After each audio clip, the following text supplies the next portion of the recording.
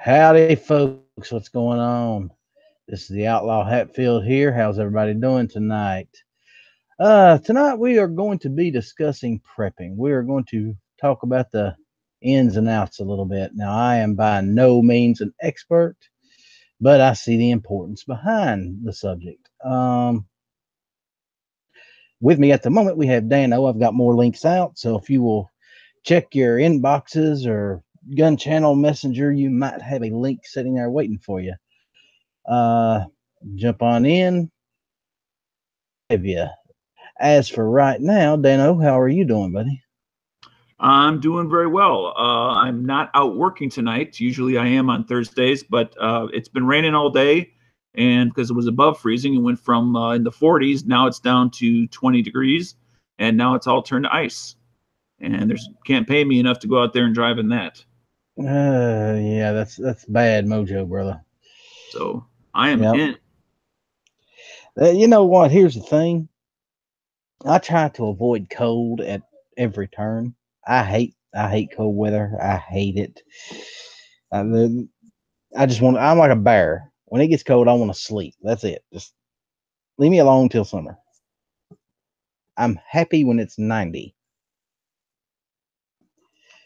but that's just me. And I hear that I'm opposite of everybody else. Most people likes it cold. I never understood that. It's just uh, weird people in the world. Let's go check out see who's over on the YouTube side real quick. Oh shit, we have been invaded by the Travi already. We have Midnight Range. We have Gizzard. Gary, how you doing, buddy? We have another Travi. I think this is what Travi 3 or 4. Toneman. I probably butcher your name, but it'll be okay. You're a Travi. You'll get over it. Let's see. Ellis is not Yankee, even though they are kin. Well, I wouldn't say that I was kin to Yankee.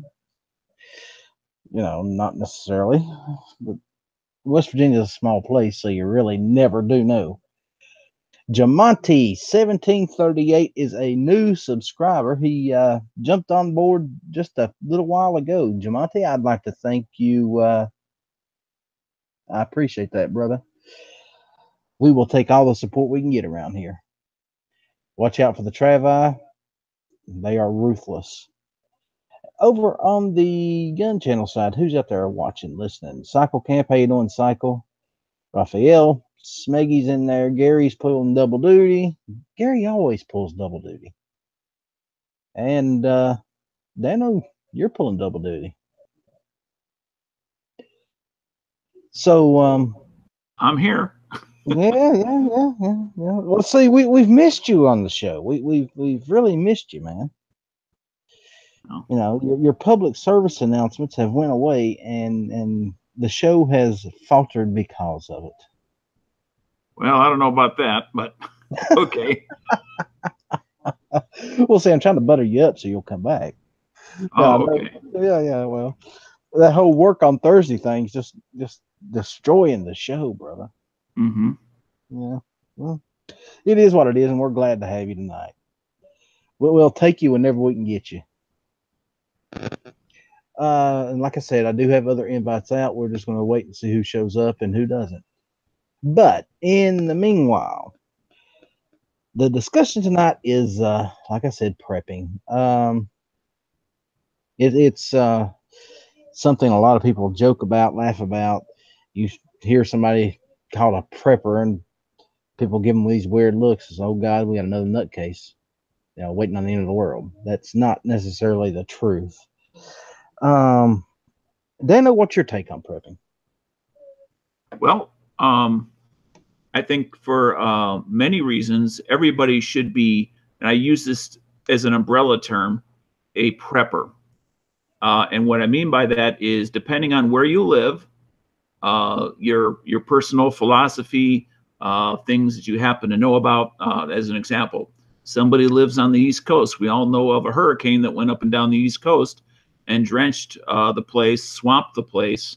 And even if you were not directly flooded, You probably still had issues with being able to get to the store, power outages, things like that. So do you have at least 3 days worth of food on hand that you wouldn't have to go running to the store?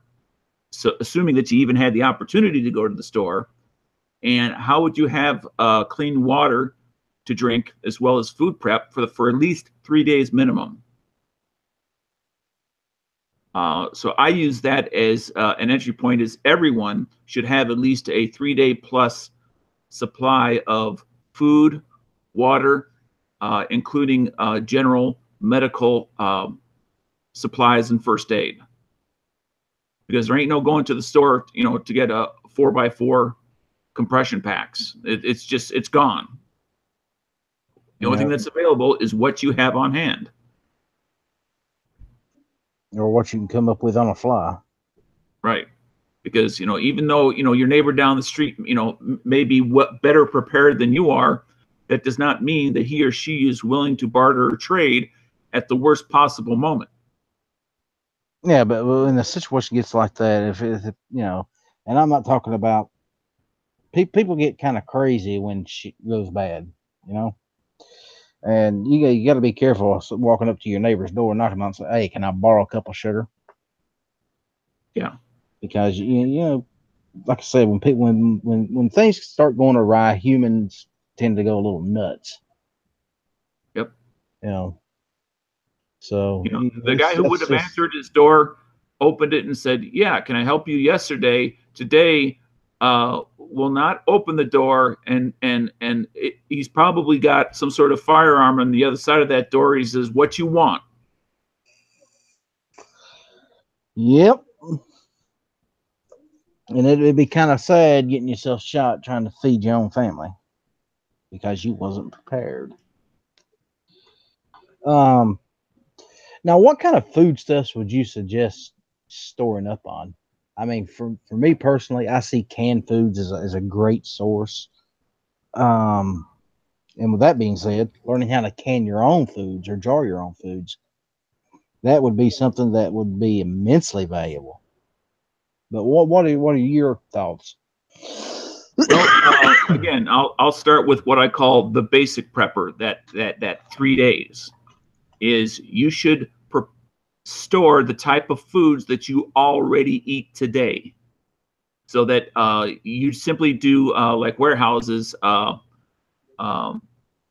first in, last out sort of inventory, so that you simply keep whether it's ravioli or whatever it is, you simply keep a larger amount of food in your pantry of what you normally already eat on hand, and have a method that works to cook it and prepare it on hand, so that you don't have to have 10-year supplies of MREs or something like that, of something that you may not like to eat.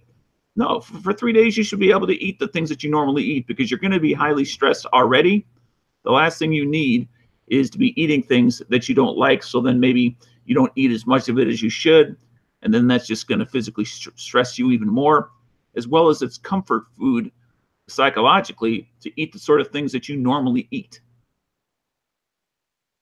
Yeah, keep your spirits up. At least it's something. Yeah, from and coffee to the main meals to smaller meals in between, but the things that you already eat. And Cycle Camp out and over on the Gun Channel side, it said to stay away from canned food. It's a bad idea. Here's the thing though, with canned food, I mean, yes, it has a life cycle to it. I mean, it can go bad, but sometimes it takes years for that stuff to go bad. And if the seals are good, you're pretty safe with it. But if we're doing a first in, last out, you're never going to have that problem, whether it's cans or packets or something else. That's not going to be an issue. You use the older stuff first, and then it's sort of like they do when you're stocking shelves in a grocery store. You move the older stuff to the front, put the newer stuff to the back, and you keep that cycle up. Which is why I like, the 3-day thing. So you're rotating your stock and you don't even realize that you're doing it. It's just part of the way you normally live, because you're eating the food that you normally eat. You just have more of it on hand. Yep, exactly. Believe me, SpaghettiOs come in real handy in a situation like Or that. whether it's mac and cheese in a box because the kids Yep, love it, yep. or But whatever, whatever fits your family. and then there's always the issue. Okay, the electricity's out, power's out. How do you cook it? Well, then that goes a little deeper into prepping. Exactly. And that's where we're wanting to go a little later on. Right now, let me introduce everybody to Squib. How you doing, Squib? Hey, Glad to see you made it, brother. yeah. I just went on my lunch break. It's weird calling dinner time lunch. We've all had those kind of jobs, though, man. We've working night shifts like I have for many, many years before I took this job. Lunch was 3 o'clock in the morning. So, Ew. yep, yep.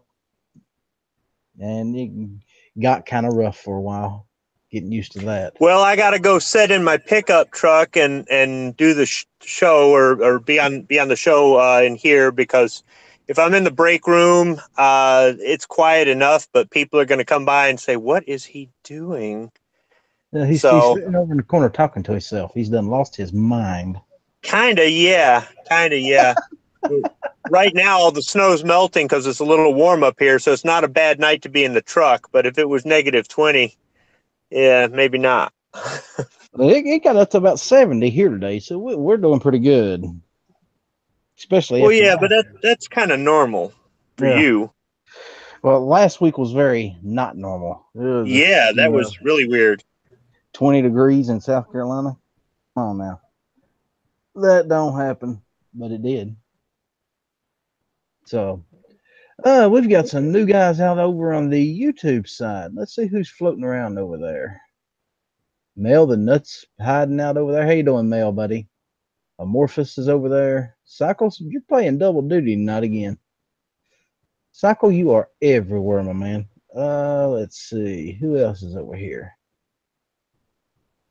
I'm probably missing a few. If you don't type anything, I can't see you. So reach out, say hello, and I will gladly say hello back. Squib, what is your ideas behind prepping? What is your philosophies?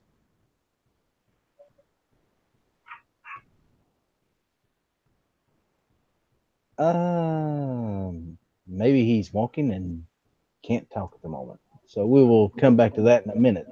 Dano, what are your philosophies other than your 3 day Well, preparedness? the 3 days is simply a starting point that I think everybody should be covered in. Is you should have 3 days worth of food, 3 days worth of either, if you're not going to store water on hand, and I'm just talking about for drinking and cooking, not for bathing, then you have to have a means to filter and or purify it, preferably both. And then obviously a little bit of medical supplies if you normally take medication. Make sure that you don't run it down to less than 3 days. And there are ways to do that, even if you're only given a 30-day supply, and it should all be gone by 30 days. And fourthly is a way to keep it. Now, that is up to the individual, your situation, and what seems to fit best. Whether that means simply physical security of the building or facility that you happen to live in, which everything should include as a bare minimum that, being aware of both the strengths and the weaknesses of your home or what you call home, things that you may or may not be able to do to help strengthen that as a way to keep it. And obviously then we get into the tools, means, and methods. Yep. How are you going to keep those medical supplies? If somebody has an infection and they know that you have a 5-day supply of antibacterial medicine or something, because you've shared that with them before it hit the fan. So you have to have a means to hold on to it. Now, over here at Gun Channels, obviously we kind of tip our hand as to one of the methods that we use, but you should never have a plan that has a single point of failure. You should always have a backup to it. Like we were talking earlier about staying home or bugging out. There should always be a plan B to your plan A, because Murphy will arrive somewhere in your plan. and you don't know when or where. Murphy has this habit of showing up when you definitely least need him to. And when he does, everything goes to hell. Something is definitely going to go wrong. And when it does, you've got to be ready to move or ready to stay where you're at and get prepared. And either of those scenarios, whether you're staying in or going out, has a lot of things in common with each other. You still going to have to deal with some of the same issues in either case. But bugging in or staying home or staying where you're at, then you got to start worrying about, defending this area, how to keep it safe from people who might be wanting to get to what you've got, and determining, okay, who do I let in? Do I let anybody in? Is it just me and my family? How do you decide these things?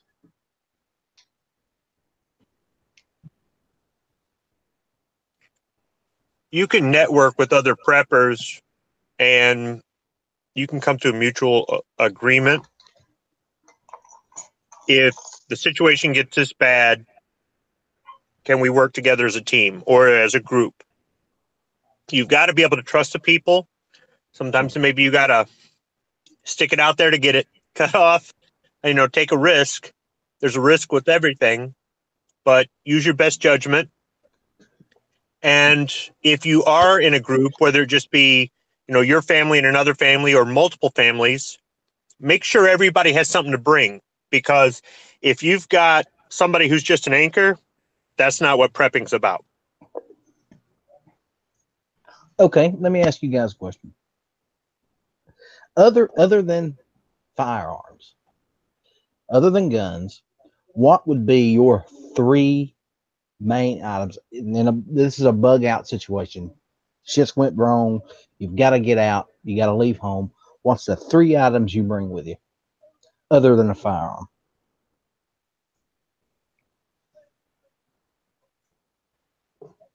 That really depends on how much lead time.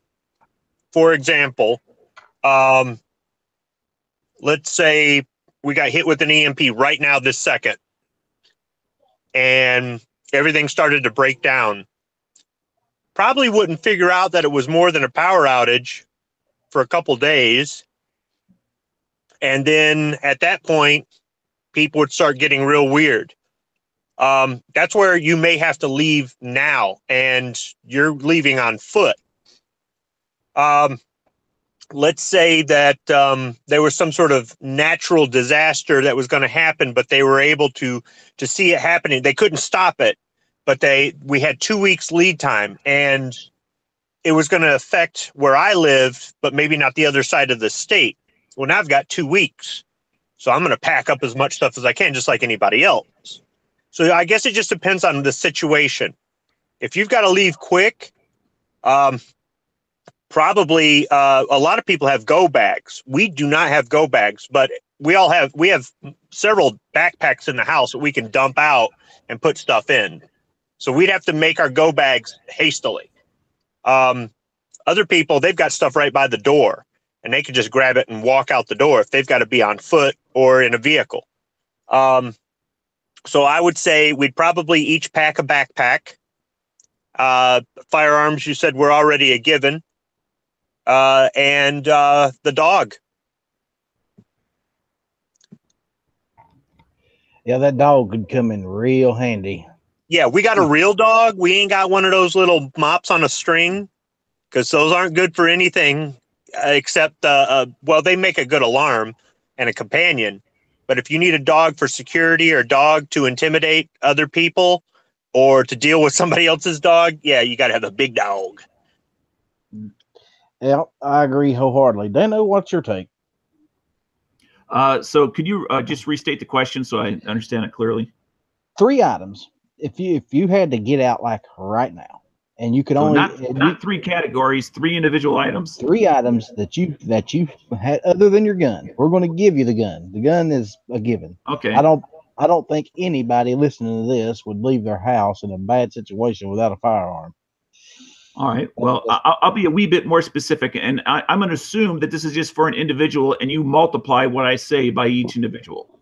Okay, we can do that. I'm going to go with my best guess of how many days it's going to be until I can either refill my supply or come back home to refill it. Okay, so I'm going to say my guess is 2 weeks. I'm going to try to bring something slightly more than 2 weeks because of Murphy. Okay, as far as food, I want to bring 2 weeks of food, a little bit more than that for myself. And again, we already went into the what kind sort of stuff. Okay, then I want to bring my known medical issues.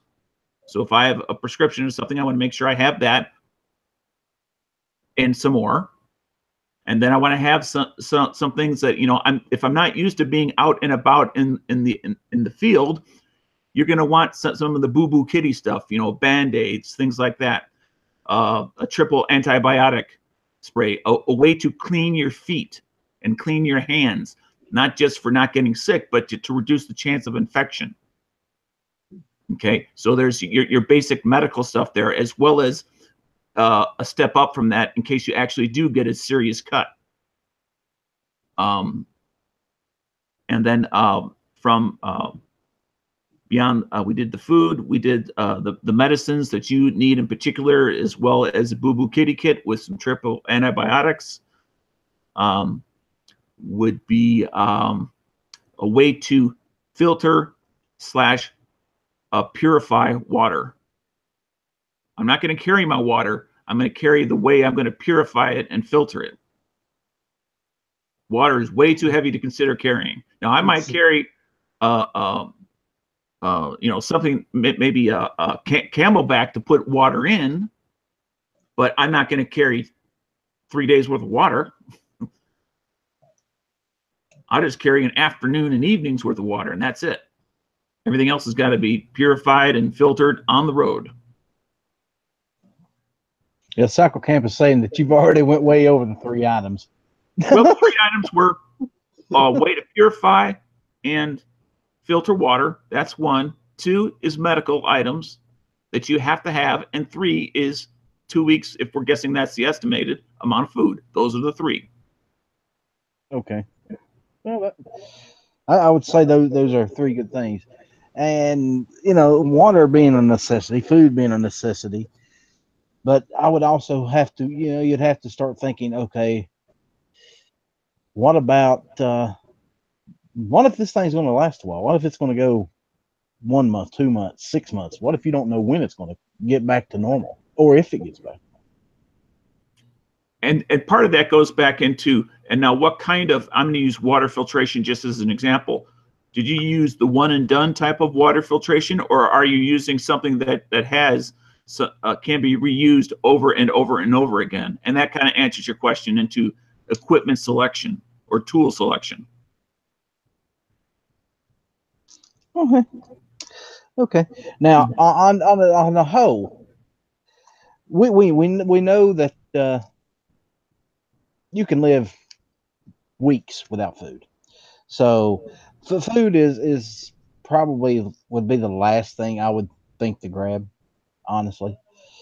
Water, very important. So some way to either catch water or carry water.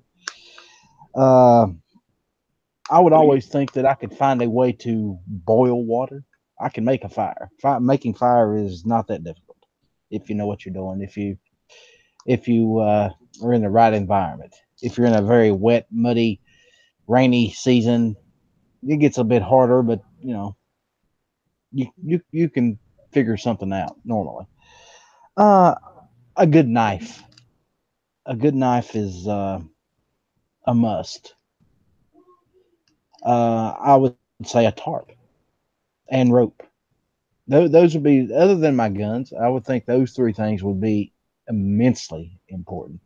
Okay. Now, I'm not challenging you. I'm really just discussing an idea, something you threw out there, which was boiling water, is that really only addresses half of the issue, at least in North America.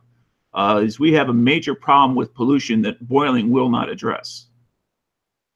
And chances are, if you live in North America, your water is tainted to one degree or another with pollution. chemical pollutants, agricultural runoff, that boiling will not touch at all. So I'm just suggesting that if that's a good positive step, but don't forget to somehow address that other issue. Oh yeah, I mean, because you're going to be burning more calories than you normally ever do by far, and yet in your idea, you're not carrying food. Yeah, you can live for 3 weeks, but you won't be able to burn 3 calories a day effectively. I see what you're saying, and I agree. But at the same time, I'm also considering, okay, I'm worried about living now and doing what I can to survive this before I have to worry about the next thing that I have to worry about. You would think in the immediate aftermath of something major happening, you would be able to find sources of water, water bottles, you know, people with wells that still have running water. Abandoned houses probably have running water still in some capacity. If nothing else, you can always open up the back of a toilet and find water. That stuff's clean in the tank. Boil it out. There you go. It's drinkable. What concerns me is the weight. I don't want to be overly burdened with weight, with how much I have to carry in the beginning until I can find a way to carry more, especially on foot. Right. And that's why I mentioned, filtration and purification. Boiling it will purify it. It will not filter it. And that goes back to what Squibb had said. He had mentioned a bug out bag or being able to pack stuff in a backpack. Okay, a backpack comes in very handy. With a backpack, you can pack your knife, you can pack your filtration systems, medical supplies, you can carry, and even water bladders, all on your back. There you go. That frees up. The assumption, and I know you didn't state it, that a backpack was included with the firearm. No. You're not going to hold all this stuff in your arms. No, exactly. So you have to have somebody to carry it. Something else to consider too is there's the bug out scenario and there's the bug in scenario. Most people talk about the bug out scenario. Wherever it is that they live must be so awful that they've got to get out of there. I live somewhere where bugging out is either impractical or improbable. If it's that bad that I've got to bug out, it's probably that bad that we're not going to make it anyhow.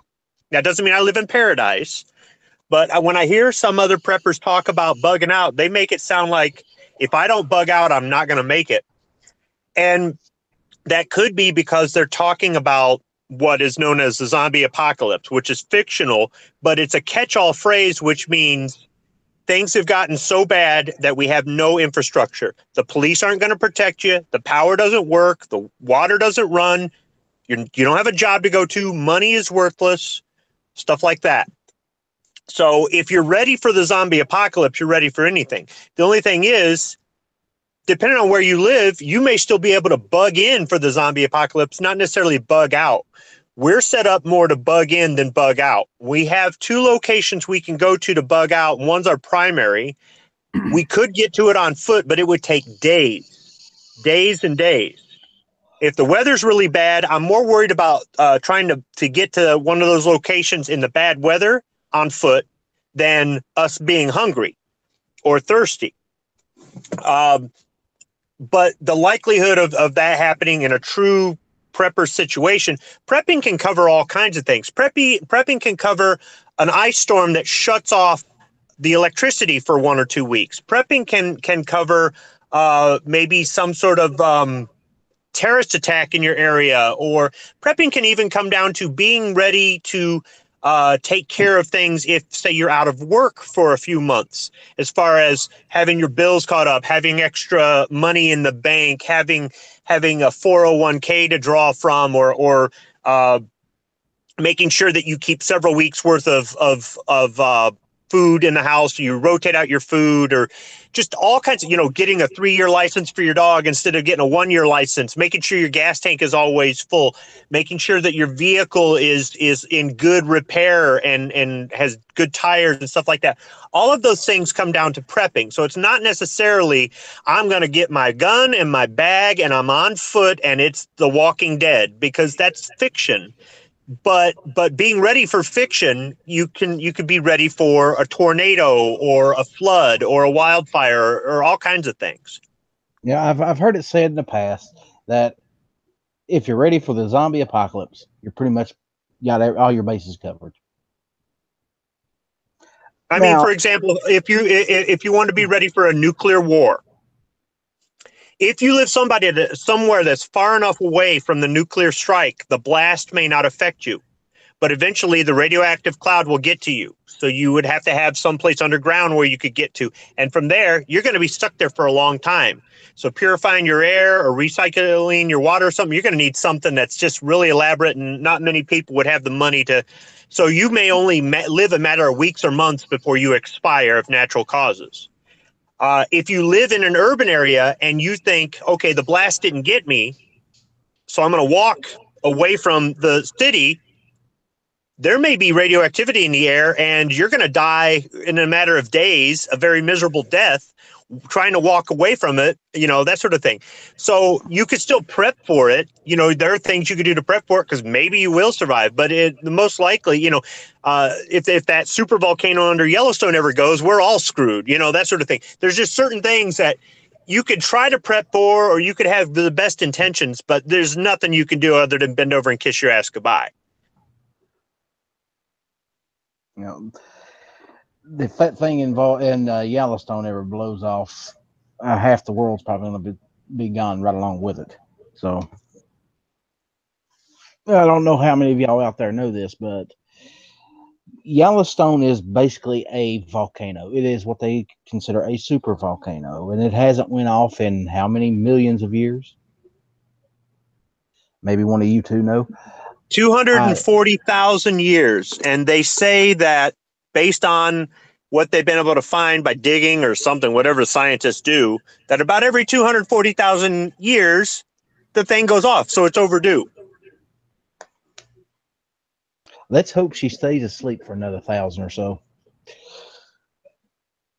But like I said, if she goes off, I think half the world probably the population will be decreased quite a bit. Yeah, it's the same thing as if we got hit by a comet or asteroid. If it's big enough, and it doesn't have to be too big, eventually it'll get to everybody, stuff like that. So some of the stuff makes great disaster movies, and there's a hero, and some small sliver of humanity survives. But the reality is some of that stuff, there's nothing you can do. You might be able to hide underground and prolong your life a little bit, but there's some things you just can't prep for. But other stuff, the regular natural disasters that happen all the time. If you live on the coast, there's hurricanes. If you live in the mountains, there's landslides. If you live in the valley, there's flooding. If there's just things that make sense to prep for, in addition to making sure that if there was civil unrest, that you're ready to bug in or bug out, that you've got a plan or a backup plan, like what Dana was saying. And well, before you jumped in here, me and Dana was talking about staying where you're at, bugging in, if that's what you want to call it.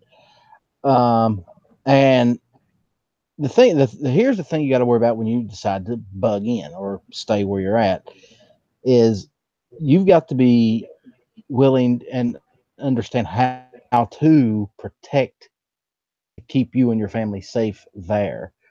What are some of the ideas that you've heard or come across, guys?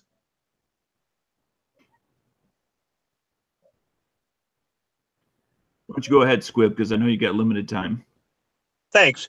As far as us bugging in, our location is not ideal for security. That's going to be our hardest thing.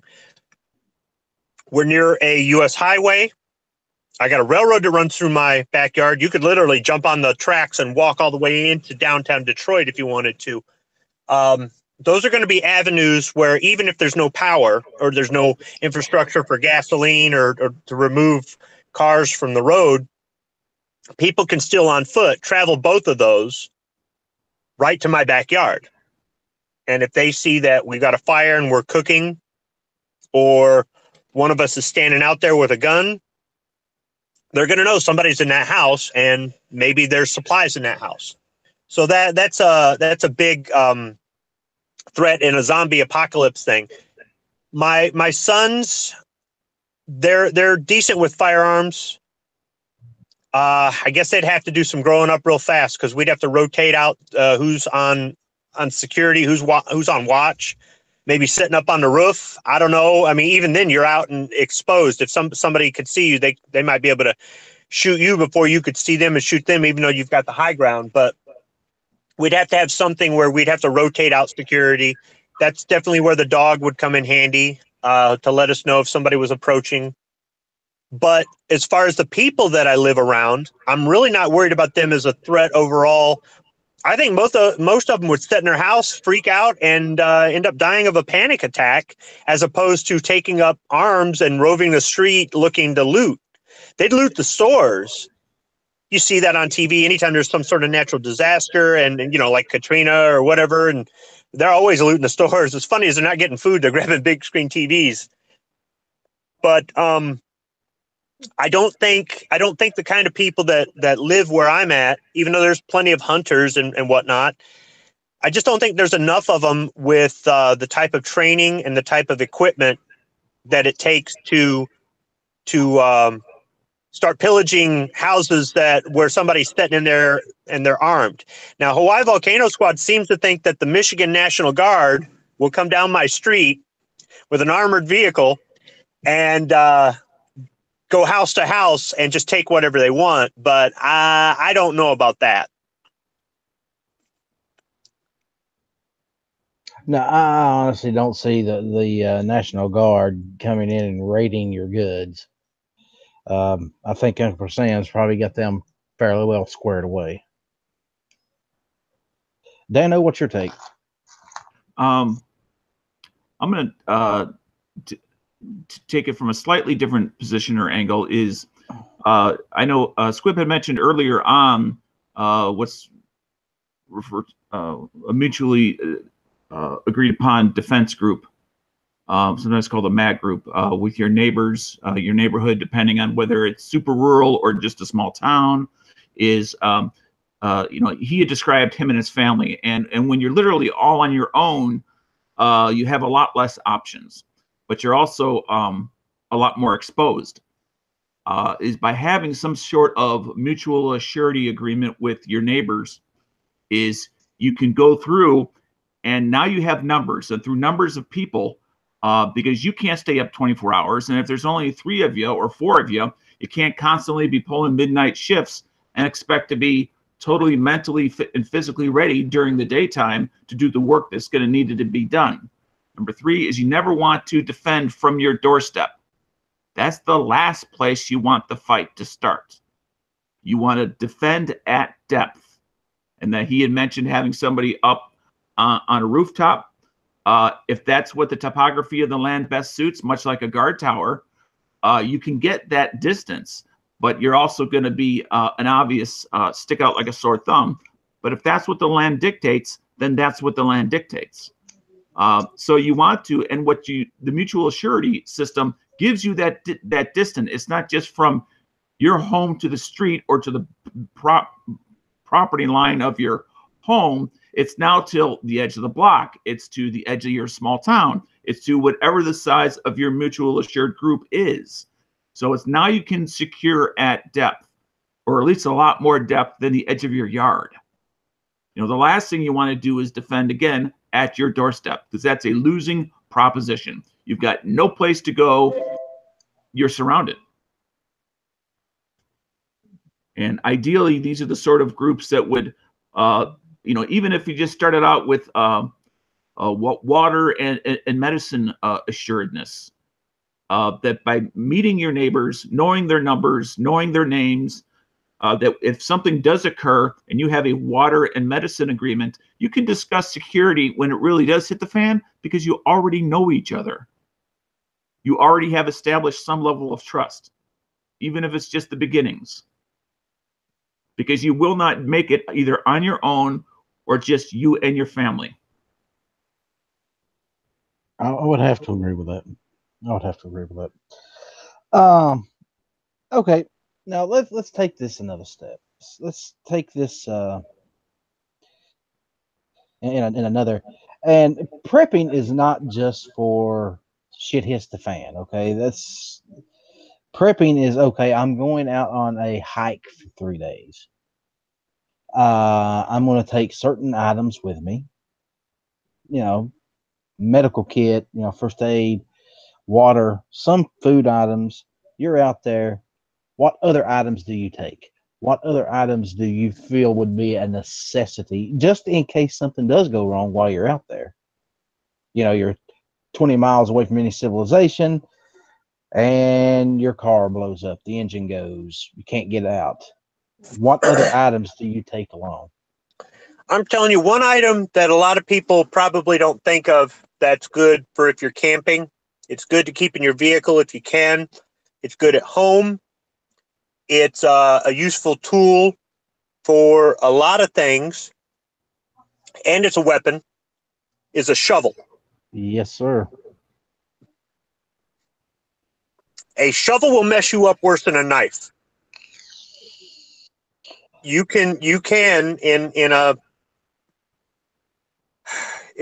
desperate situation use the shovel as a weapon.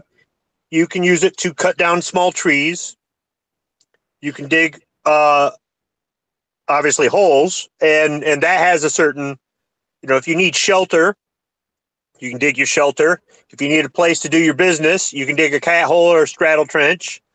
Because it's got a handle on it, you might be able to use it to prop something up. You might be able to stick it in the ground to mark a location. I mean, the list just goes on and on. It's a very useful item, whether you've got a small folding E-tool, which entrenching tool, which is a small shovel. Even though those folding ones are kind of flimsy, they're small enough that you can carry it on a belt or a backpack, and in time of need, you'll take flimsy over nothing. Yeah, and Cold Steel makes a really excellent e-tool. I think I have one. It's not folding, but it's also sharpened on the side edge, so you can cut roots of a tree, or roots if you're trying to make a trench. And it's just multifaceted. I agree with you very much on the shovel. Dano, when you served, was it back in the 80s? Yeah. You remember the E-tool with the wooden handle? Yep. With the pickaxe on the back. Uh-huh.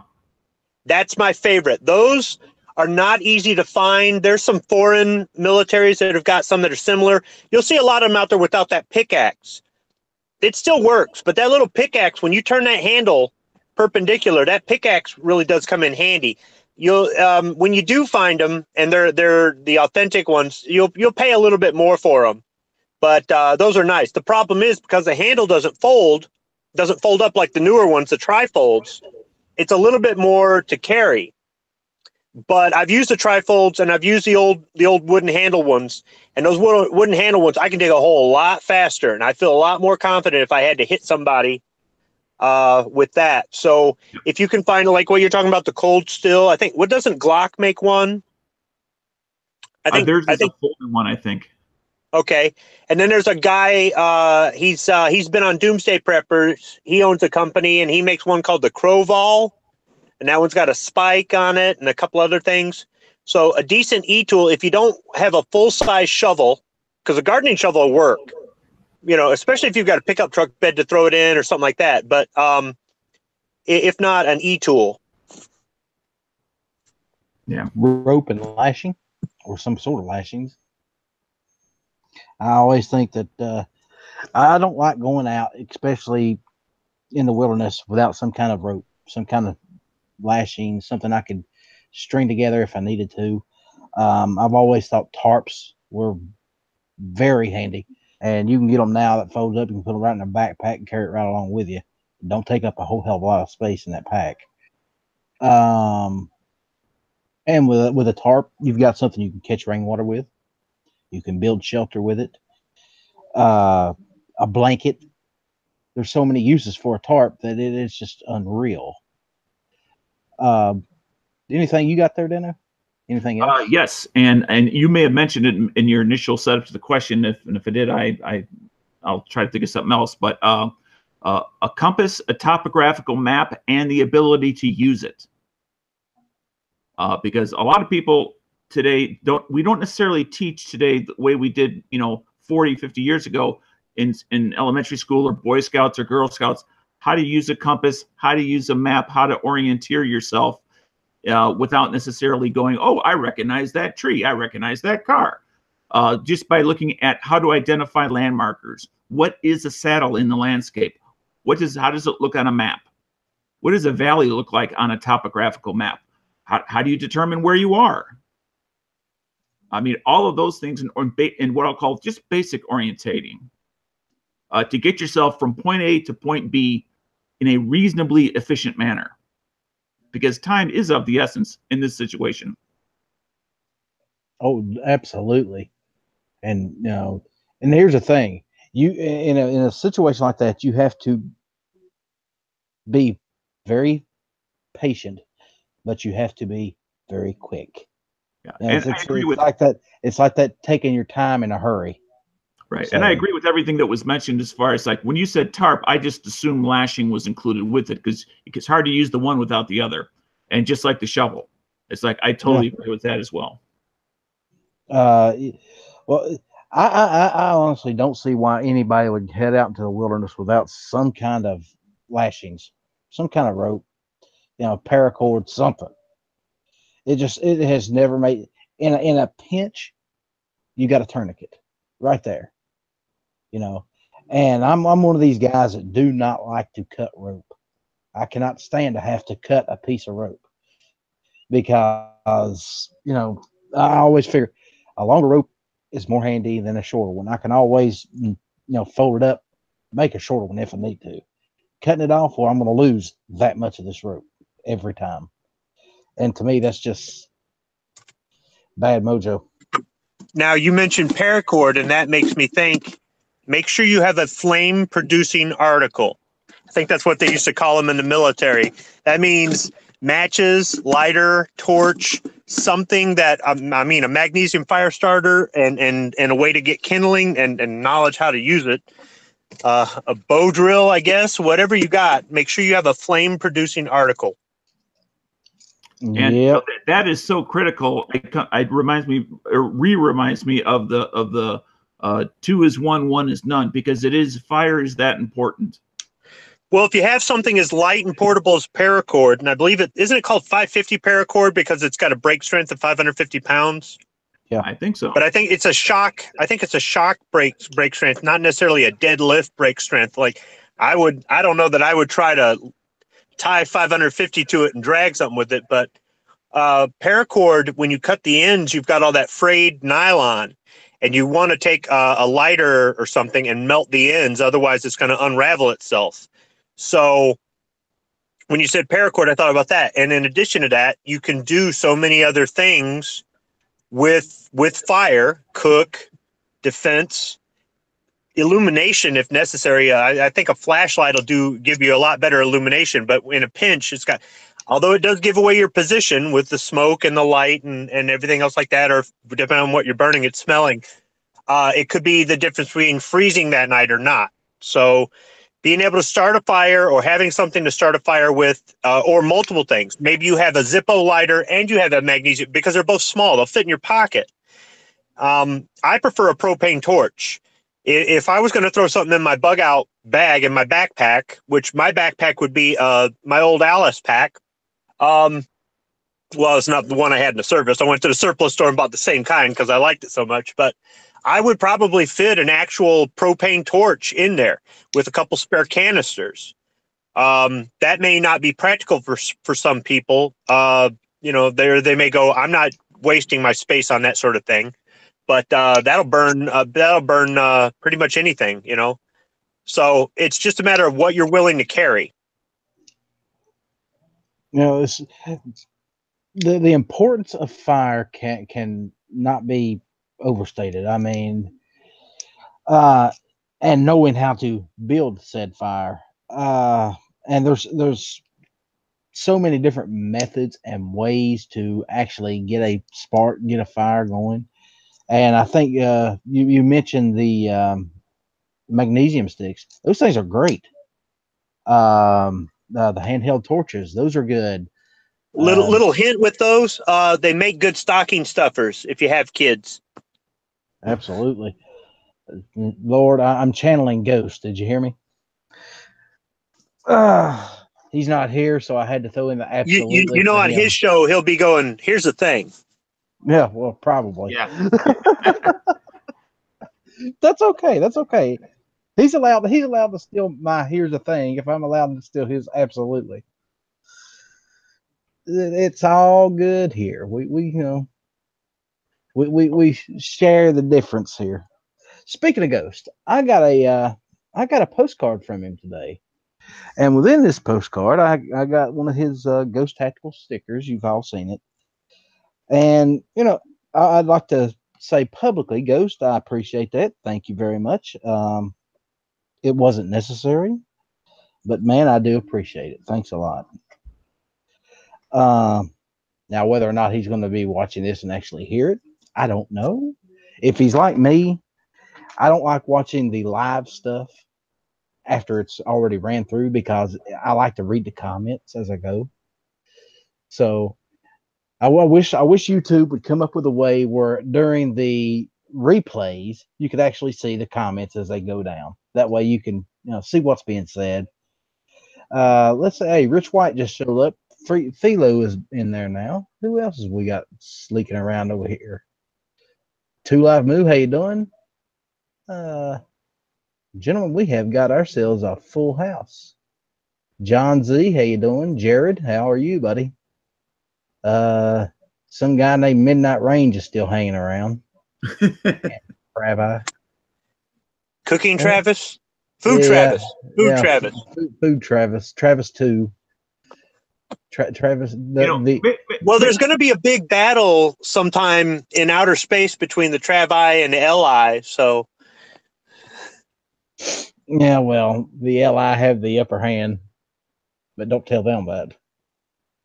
I'm thinking it might be easier someday if we just call them T1, T2, and T3, just so we can just distinguish who the hell is who. Yeah. Well, it's getting rather confusing. I'm telling you. I'm thinking Food Travis is second in command. I think so as well. I think P11 is number 1. I think Food Travis is number 2, and we have a late arrival. Hello, Night Strike. How you doing, buddy?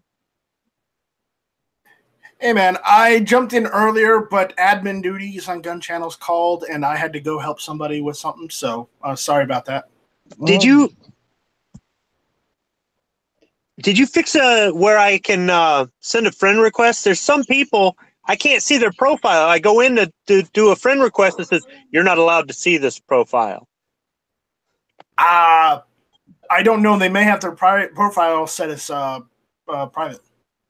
Can't you just go in there and turn everybody's privacy settings off? That is a feature. That would be a violation of day one. That would be a violation of admin powers, so I cannot do that. How about for $5? No, we all wondered why we had to do that when Gun Channels first started.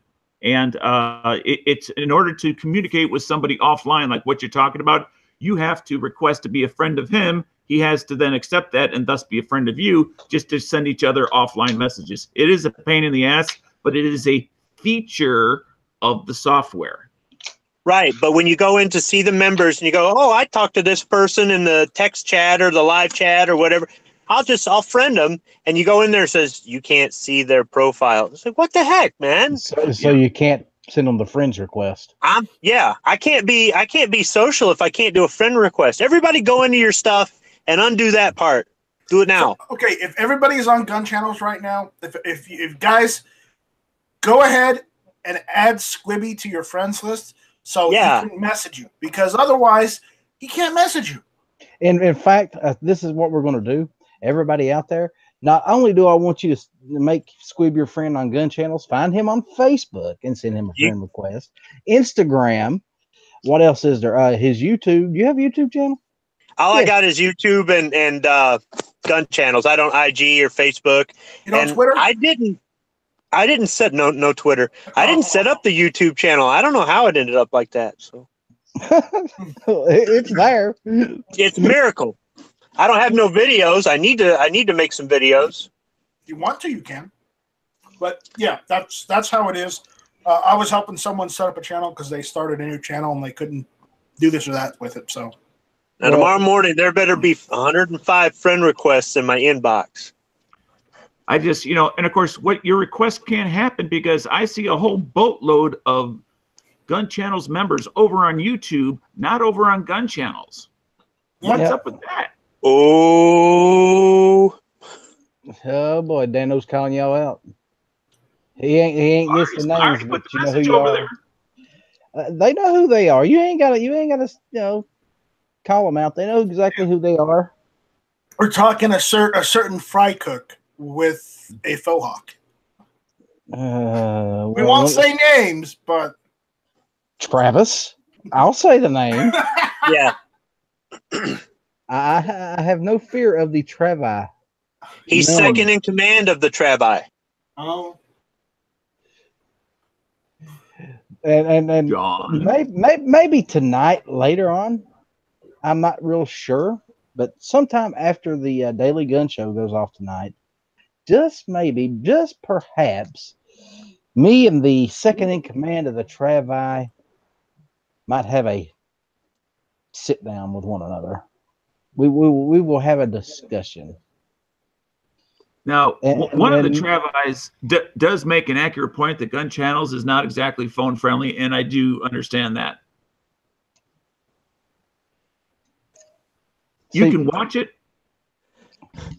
via phone, but it's not. It's a little difficult to. You got the big finger syndrome. Yep. I didn't say anything about infringing you, Midnight. I would never infringe you.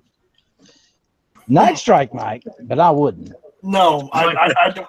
I make it a habit of shall not be infringed, not infringing. Difference. We don't even infringe the Travi. See how nice we are. Hey, Rob. See, how you doing, buddy? So are we done with the topic, or what? I kind of drug it right off the rails there. Sorry. Oh no, you're good. You're fine. I know you got to head back in pretty soon here. What is my boss talking to you or something? We can kidnap him. He might have said something. We can tell his boss, or you can tell his boss, that we will give him back for a small payment of $500,000. He's texting Dano going, make sure he gets back in on time.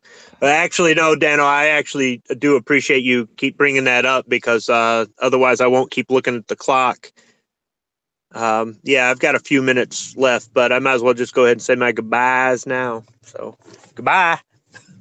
You take care, Squib. We're glad to have you, buddy. You can stop back in anytime. You're more than welcome. Squibby. Yep. Thanks for having me on the show. Good night, guys. Hey, you be careful, buddy. All right.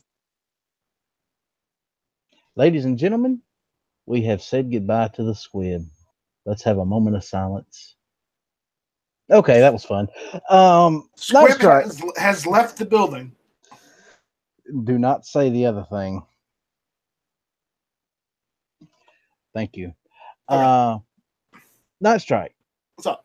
Since you decided to show up late, I got to ask you this question. What are 3 items other than a gun that you would take if you were in a shit hit the fan situation? If you had to walk out the door right now, had no choice. Without a gun, right? The gun's a given. I'm gonna let you take your gun. Okay. But other than the gun. And I assume ammunition is included with this? Oh, of course. Okay. So I don't need to worry about that. All right. I would probably bring I've got MREs, so I bring some MREs with me. I'd bring my multi-tool, and I would bring even though I have the multi-tool on me, I would also bring a it's not a hatchet, it's the big one. An axe? No, not the axe. No, the other tomahawk. One. The one you use in the jungle. A machete? Yes, I've got a machete, so I bring a machete with me. Only because the fauna down here in South Carolina is ridiculous. If you go out in the woods, it is ridiculous. There are vines and shit everywhere. Yeah, well, I hit the swamps regularly in the summer, so yes, I understand what you're saying. So that's what I bring with me. Well, those aren't bad choices. Those aren't bad choices at all. Speaking of knives, Dano, how many knives do you normally carry on you when you go on your little excursions? A minimum of one. I believe in one good knife rather than several inexpensive cheapo knives. I'd rather have quality over quantity. Let's see, with me, I normally carry a pocket knife. Then I carry a belt knife, and I also normally carry a pocket tool. The reason, now, some people might think I'm crazy, but the reason I like the pocket tool, the Gerbers, the Leatherman, what have you, the SOG, these things all have blades in them, sometimes a couple of blades. You know, they're good for, cutting wire, cutting rope, little task. You've got a loose screw somewhere you need to tighten up. It's good for that, That's a slap upside the head. Oh, yeah. And believe me, that hurts. I've had it done. Just take my word for it. If you've never been hit in the head with a multi-tool, it does not feel good. I've been hit in the head with a frying pan before, too, so that doesn't hurt. That doesn't feel good either. So. Well, it probably didn't hurt you. You don't have anything up there to hurt. No, I've got something up there to hurt. Now, Travis, Midnight Range TM, him, maybe not. Don't you know that they carry their brains in their feet? Come on, you hit them in the head. No one told me this. Yeah, their brains are in their feet. They're divided into left and right. One for the left foot, one for the right foot. Well, they're a weird species. What can I say? They're just screwed up. I'm still thinking that they. Never mind. I'm not getting into it right now. We will discuss it later tonight. We must. Yeah, we must. We always must.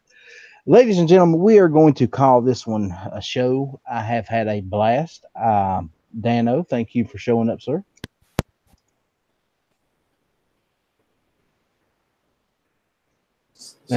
Say goodbye, Dano.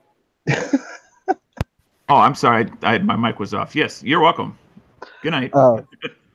Night Strike, you got anything to plug, anything to say, anything to do? No, thanks for the invite. We'll see you all next week. Yeah. We will definitely be back Tuesday and be back Thursday. And like I said, at this point, I'm not sure what we're going to do on Tuesday night or next Thursday, but I will come up with something. I always do. Now then, before we go any further, I want to say this. I have got a little contest going for my Patreons. Uh-oh. Yes, and I am giving away this toy. Da-dun. Yeah. Da-dun. It is a AK-47 model kit from Goat Guns. And anybody who supports me on Patreon is automatically entered into the giveaway. Now then, there's a cap at $5. Even if you donate $10, you're only going to get 5 entries. I want to keep it at least semi-fair. But for each entry is up to $5. For each dollar up to $5 is a separate entry. So a $5 entry gets you 5 tickets to win this thing. I've got a another one on its way. G-Webs has bought some, and he says, well, he don't usually send them to me, so I'd like to say thank you to G-Webs. I will be giving the one he sends me away next week. And or next month. What I might do is actually have him sign. So this one will be autographed by G-Webs, if I can get him to do it. The packaging. So you will not only get that, but you will get an autograph one next month if you in the contest and win it. So that's what we're working on right now. Go over to the Outlaw Hatfield on Patreon. No, donate, support, and you are entered into the contest. With that being said, folks, I want to thank you all for listening. If you like what I'm doing, give me a like, share, subscribe. I love having you guys here. Without you, we wouldn't be here. Remember to hit up gun channels. And later tonight, Clover Tech will be on for his late night show. So stay tuned for that. Yes, after hours. Stay tuned for that. I do have one thing I'd like to say when you're done. Go ahead. And ladies and gentlemen, please, when you're out there, be prepared. Yep. And remember to donate blood. I have to say that one for John Z. He's always talking about that. So, yeah. Well, I have something on that topic I forgot about until you mentioned it right now. There is a severe shortage of saline in the United States because of the hurricane that hit Puerto Rico. I was not aware until a relative of mine went into the hospital that all of the saline that the United States uses comes from Puerto Rico, which is still not recovered and is not going to recover from the hurricane that hit that island for some time. It is now impacting hospitals around the country. Wasn't just one hurricane, it was two. Yes. I thought I said hurricanes. Oh, okay. But yes, I was also shocked that just as far as our infrastructure, that we collectively would be so stupid as to have a single point of failure on something so critical. To have one place for the entire country. I'm surprised that you're surprised by this.